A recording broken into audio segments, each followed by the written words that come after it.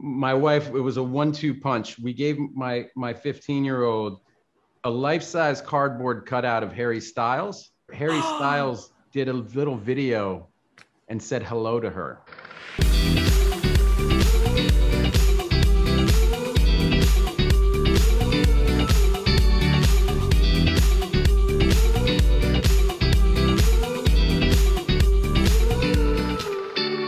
We get to see this on a big screen, and I'm thrilled. Congratulations on this. Thank you. Thank you. How you doing? Well, I'm doing good. We actually had a power outage at our house today, so I'm poaching my friend's office, and I thought to myself, you know who could fix this? Matt Damon in this film with a nice tool belt. That's right. That's right. Bill Baker has a very specific set of skills, like plumbing and electrician, you know. You did such a great job playing this guy, and I talked to Tom, obviously, about your trips to Oklahoma and hanging with these guys. I'm curious, what part of being a roughneck did the guys you met with not want you to mess up, even though you're Matt Damon? Well, no, it was really the whole thing. We really had to impart to them how accurate we were trying to be. You know, I think there was a justifiable wariness at the beginning. It's like, what is this Hollywood thing? What are you doing? You coming down here, you're going to be a roughneck. Like, what's going on? Like, what's your agenda? And I think once they got to know us and see what the movie that we were making and realize that the movie has tremendous compassion and empathy for this guy, they gave us unbelievable access. And, you know, they don't want me to mess any of it up. That's a great question. I think it was just like, you know, look, there's one guy, Kenny Baker, who we talked to a lot, and Kenny was terrific.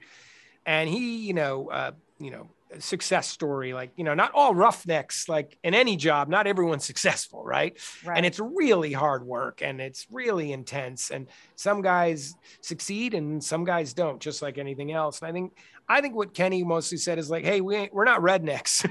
You know, we're smart, hardworking, God-fearing, family-loving, community-concerned parents and people, and bring that. I love the whole concept of hope versus acceptance. And I'm sure as a parent, you have provided your daughters at times little false hope versus just being honest. As a parent, how much of that should be allowed?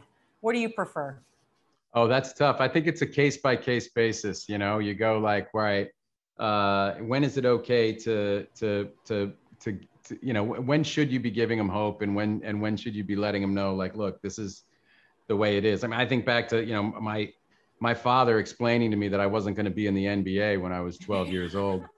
You know, it was a very necessary conversation, and he was saving me a lot of anguish by knocking it out early and explaining that he was the tallest Damon ever to evolve at 5'11", and my favorite player's name was Tiny Archibald because Tiny was 6'1".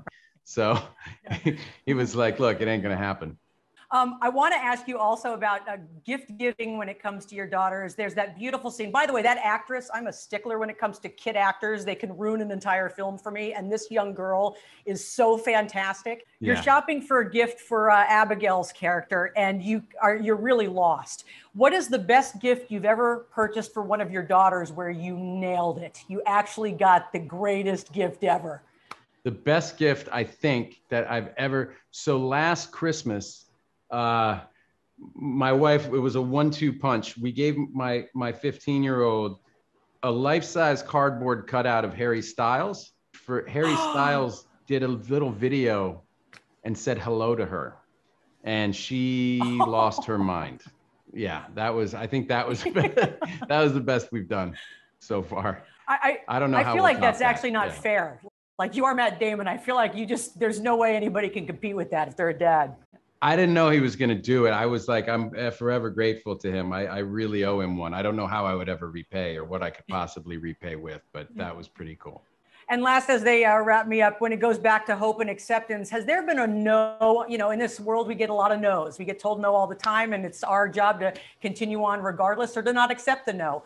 What was the no that was the hardest for you to accept and took you the longest time to really find that letting go and acceptance?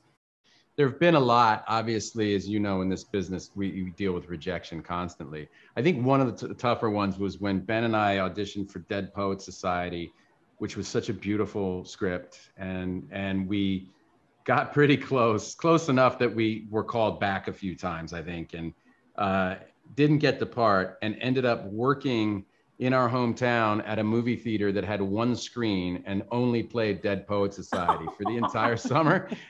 And we had to like, we were the ticket teller, you know, the usher, and we had to serve the popcorn and drinks for like 2.5 months to people who were walking out every day bawling their eyes out because Dead Poets was so beautiful. That was a tough one. Yeah, that is pretty brutal. And I went to Boston College, so I'm curious which theater that was. It was in Harvard Square. It's not there anymore, the Janus. Yep. Yeah. Oh, what a great city. What a great area. Congratulations on this and everything else. Thanks a lot. Appreciate it. Take care.